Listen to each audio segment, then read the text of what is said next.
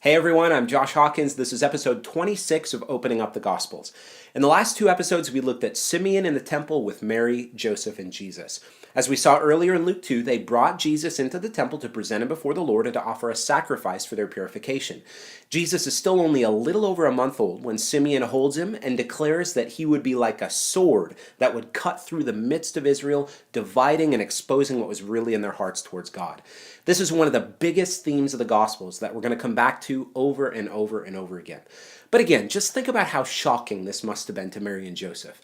I wonder if they actually came to a point where they were wondering what the next crazy thing related to Jesus was going to be. Just think about all that's happened. Elizabeth's miraculous pregnancy is the sign to Mary's pregnancy, and the angel Gabriel's visit to Zechariah, and then again to Mary, the scandal in Nazareth, Joseph's dream, the shepherds and their story, and now Simeon. That's crazy, everything that's happened. Remember, all of this is the way that God chose to do things. We've got to take the time and ponder how much this tells us about what God is really like. In this episode, we're going to continue in the temple in Luke 2, starting at verse 36. And there was a prophetess, Anna, the daughter of Phanuel, of the tribe of Asher. She was advanced in years, having lived with her husband 7 years from when she was a virgin, and then as a widow until she was 84. She did not depart from the temple, worshiping with fasting and prayer night and day. And coming up at that very hour, she began to give thanks to God and to speak of him to all who were waiting for the redemption of Jerusalem. So here we are. It's the same day that Simeon met Jesus, and Luke goes on to tell us that another person, a widow named Anna, was there as well. Anna's in the temple when she looks and sees Mary and Joseph carrying Jesus, and it seems like she sees Simeon hold him and hears the proclamation made about him, because of what Luke says in verse 38. He says, coming up at that very hour. Other translations say coming in that moment or coming in that instant, meaning she came right after Simeon had finished speaking of Jesus. Anna is described as a prophetess. Later on in the book of Acts, Luke mentions the daughters of Philip, who were also prophetesses. And in 1 Corinthians 11, the Apostle Paul also talked about women who prophesied. In the Old Testament, we see Miriam, Deborah, Huldah, Noadiah, and Isaiah's wife. They're all portrayed as prophetesses. When we read that Anna was a prophetess, we shouldn't think she was some fortune teller or some predictor of the future. Luke isn't trying to make a huge point about the gift of prophecy or the nature of prophecy here. He's just underscoring the point that Anna had insight from God into who that baby Simeon was holding really was. That's why she goes on to proclaim him to all of her friends and fellow Jews who were expectant for God to fulfill all of his promises and restore Jerusalem, as the Old Testament records. If God didn't give her divine insight, she probably would have dismissed the whole scene with Simeon as just some really excited old guy in the temple. Luke gives us a little bit more information about Anna. Her name, Anna, means grace, and it's the same name as the Old Testament's Hannah. She was the daughter of Phanuel, which is just the Greek transliteration of the familiar Hebrew name Peniel. Remember the story of Jacob in Genesis 32? He wrestled with the angel of the Lord all night. His name was changed to Israel, and he called the place Peniel because he said, I have seen God face to face, yet my life is preserved. Luke also tells us that Anna was from the tribe of Asher. Asher is Jacob's 8th son, and his name just means happy because his birth made his mother Leah happy. Asher was one of the northern tribes of Israel and is relatively small and insignificant. Now you may wonder, what's the point? Luke honestly could have left these details out, and it probably wouldn't matter much to us because we have no idea who Phanuel is, and we may not even have heard of the tribe of Asher. Though Luke doesn't explicitly state the importance of why he mentions Anna's father or Anna's tribe, he does mention them. And we really can't be sure, but maybe it has something to do with the meaning of each of the words, like grace, face of God, and happy. Or maybe this Anna became well known among those in Jerusalem and then in the early church for the way that she spoke of Jesus.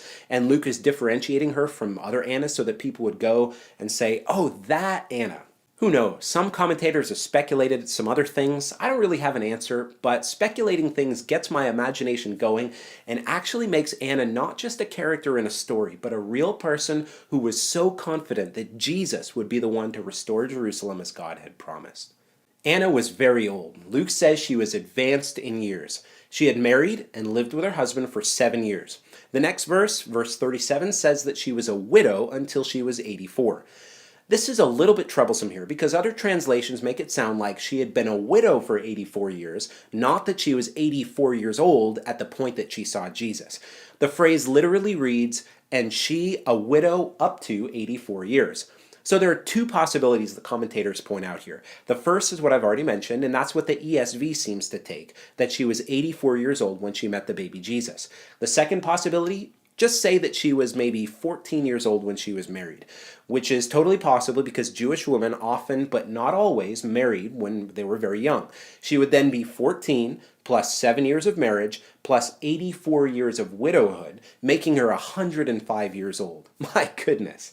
Nonetheless, whatever it might be, Anna was very old. The bigger point in than precisely deducing her age was that she was a widow for the rest of her life and didn't remarry after her husband had died. Luke goes on to say that Anna did not depart from the temple, worshiping with fasting and prayer night and day.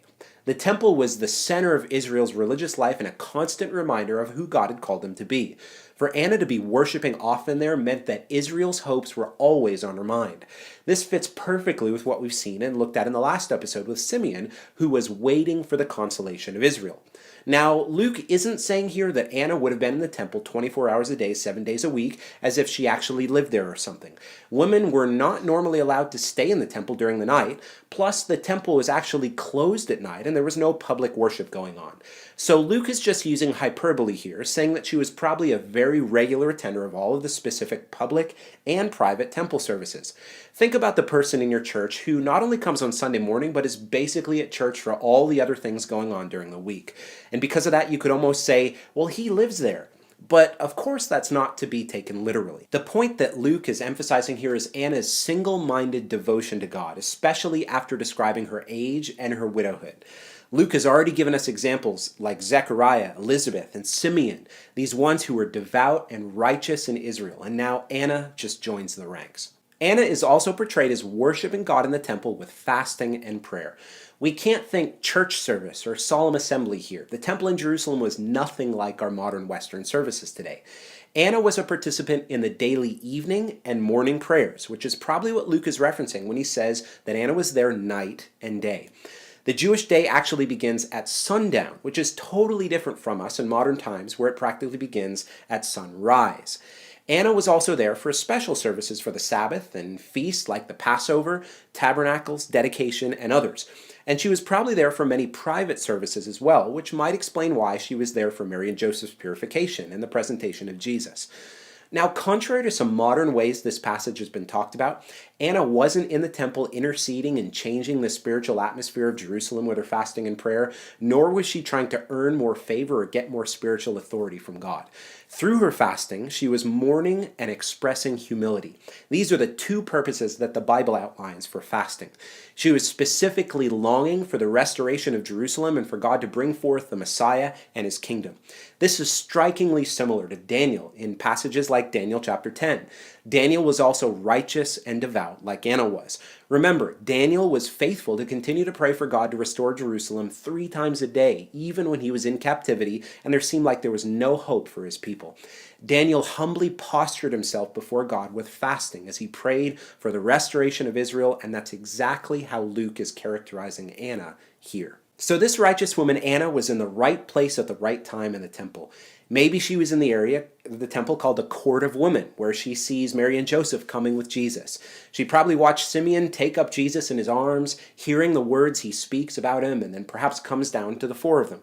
She too is now convinced that this child is indeed the Messiah. He's the consolation of Israel, and he would be the one who would restore the nation of Israel. And what does she do? She gives thanks to God and speaks of Jesus to everyone who is waiting for the redemption of Jerusalem. As I talked about in episode 24, this idea of redemption and consolation refers back to so many passages in the book of Isaiah. Both Simeon and Anna, they share the same hope, and Luke presents these 2 witnesses early on in his gospel as a picture of the righteous remnant of Israel longing for the restoration. Well, I'd encourage you to spend some time pondering Anna and her story this week. Think about what it must have been like for her. She had spent her whole life believing for Israel's restoration. This scene is just so precious. 2 old but very pious Jewish people, a newly married couple, and a 40-day-old baby, all part of the story of God in the flesh. Talk to Jesus about this. In the next episode, we're going to jump to Matthew's Gospel and begin to look at the visit from the Magi. If you've missed any of these episodes and you want to catch up, you can find them all on my website, www.joshuahawkins.com/gospels. God bless, and I hope to see you next time.